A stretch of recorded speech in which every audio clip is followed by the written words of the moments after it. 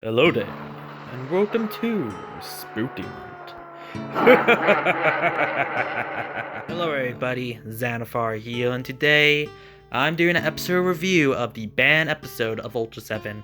So let's get into it. If you like this video, don't forget to drop a like for this video, and don't forget to subscribe and hit that notification bell. So let's get into it. So yes, there is a banned episode of Ultraseven, and it was banned, well, the episode was banned because the Anuan looked like the atomic bomb victim, and the Anuan has kilo scars, so that was offensive, so the episode was banned. If you want to know more about it, pause here and read this. And that's the reason why the episode was banned. Making this episode basically lots. You can't buy this episode with the new Blu-ray or any DVD release. This episode is, well, gone. But you can find it if you look hard enough. Something I did not know. This episode actually has an English dub, and I found it, and that's how I seen this episode. Let's talk about the plot, but I do want to say I am going more detailed about this plot because this episode is banned and not many people had seen the episode, so I kind of want to go more in detail about it, and yeah, that's simply why. But if you don't want to hear me talk about the plot for a while, skip to this time. Cuts to outer space and you see an explosion happen, and then you see Amani talking to the Ultra Squad members saying there's radiation sign, and then they talk about radiation for a bit. Then it cuts to Earth and you see women walking, and then they were passed out. See, they all have the same type of watch. And then you see Anne seeing a good old girlfriend of hers,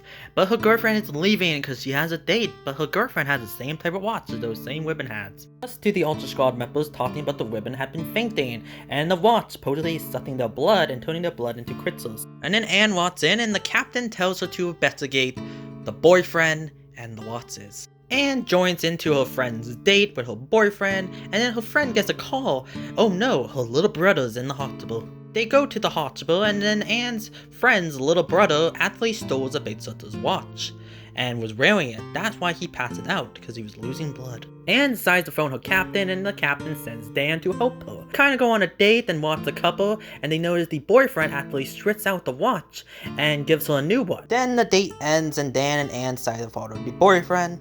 Then they find out the boyfriend is actually an Anuan and he's actually creeping humans' blood. But now they are getting a craving for kids' blood. Oh no. Anne and Dan decide to split up, and the captain says they still need more editors. The Anuan decide to put an ad in the paper so they can give kids watches. The Ultra Squad try to make the kids stop, and then eventually the Anuan starts attacking. And then eventually Anne's friend, little brother, got kidnapped by one of the Anuans. Eventually Ultra Squad saves the little boy, and Ultraseven and the Anuan start battering, and eventually Ultraseven defeats the Anuan. And then at the end, Dan and Anne and her friend talk about how they wish human and Anuan could get along and be peaceful. So that what happened in the episode. Let's talk about the characters. So the other Ultra Squad members kinda actually take a back seat of this episode, and really the main character of this episode is actually Anne, or Donna, what she's called in the dub. Anne in this episode is pretty okay. She takes the main focus. She is way away brilliant bitches of the boyfriend of her friend, and she basically realized he is Anuan, and she sat white pretty fast. Man, she is very smart. Anne's friend is actually played by Hiroko Satowai, who played Fuji in The Avenger Ultraman. That is very cool. It's not the same character from Ultraman, but same actress, and it's nice to see her play this character. Is madly in love with the Anuan, very similar like how Anne is in love with Dan, so that's quite interesting. And also, this character has a little brother. Don't really know too much about him, but she seems like a good big sister. Let's talk about the main man himself, Dan Motobosi. And he honestly does nothing in this episode too much. Mostly he just helps out Anne by investigating the Anuans and finding out their plan, and of course when he transforms to Ultraseven and defeating the Anuan. Something I don't talk about a lot in my reviews is the editing. This episode has very interesting editing, camera angles, shots. It's just very fascinating to watch. The music in this episode is the classic Ultraseven theme, and the music is good, but I feel like the placements of the songs are kind of out of place, in my opinion. I just feel like a lot of the shots and what was going on didn't fit the music really at all. The effects are good in this episode, being done by Zero Wire.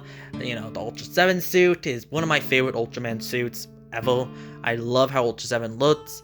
The midges in this episode looks amazing. So a sunset, sunrise fight, and it looks really, really good. Not as good of the Metron episode. The Metron episode was way better with the sunset, and this one was just okay looking. The alien spell. The alien spell's design I do think is very creepy and uneasy, but I think they could choose a better design because this alien is basically a vampire, and I think they should have went with a bat type of look. I think that would have been a better design and honestly more cooler. What did I like about this episode? Well, I really liked this shot right here where Anne is talking to a friend and you only see the silhouettes with the sunset, and that's something I find very interesting because the end of Ultraseven is Dan and Anne talking at night, and it reminded me a lot of that shot, and that's something I just found very interesting. Criticisms.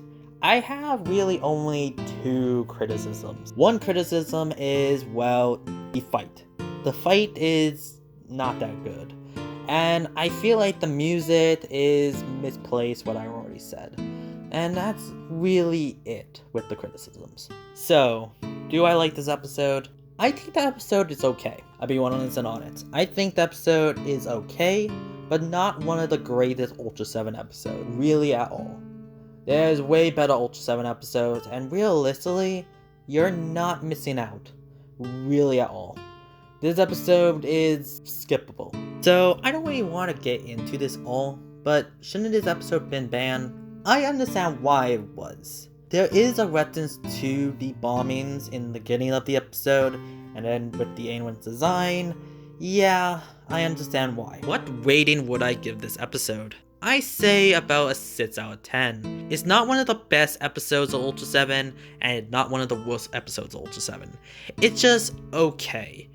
The most interesting thing about this episode is the fact that, well, it's banned. It's just interesting to hear about a banned episode of Ultraseven. Heck, not even Ultraseven, just Ultraman in general. So that's pretty much the review. What do you guys think of this banned episode? Have you seen it? Tell me down below in the comment section. Okay, don't forget to leave a like, comment, and subscribe. Xanathar is out.